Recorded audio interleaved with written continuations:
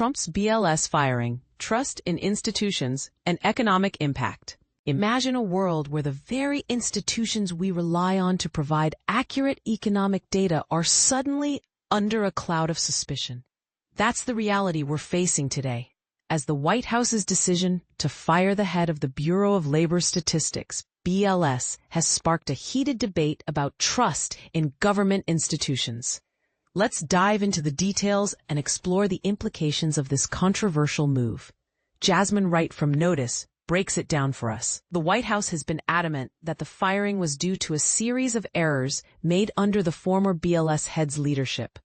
They even released a document highlighting the numerous revisions made during her tenure, suggesting that these errors were a result of incompetence rather than political motives.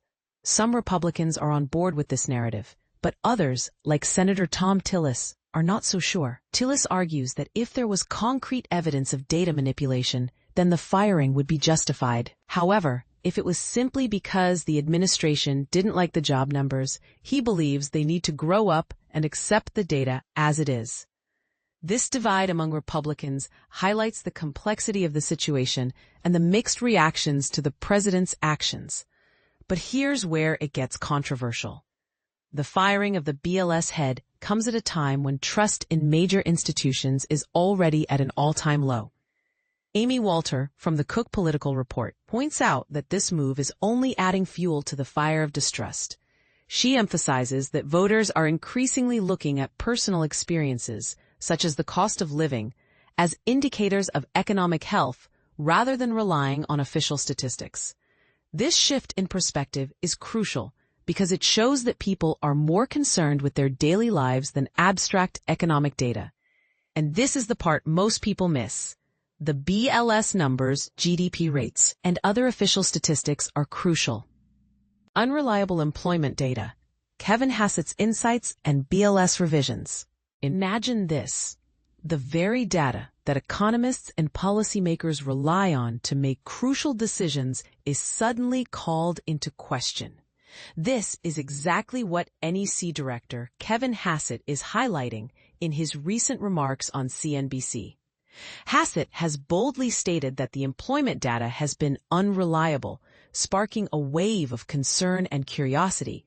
But here's where it gets controversial. He suggests that the data needs a complete overhaul and a fresh set of eyes at the Bureau of Labor Statistics, BLS. Hassett believes that the BLS should be transparent about their revisions and that the current data is not up to par. He even goes so far as to say that the White House will bring in highly competent people to ensure a fresh start. But why the sudden scrutiny? And this is the part most people miss. The revisions to the data are not just about numbers.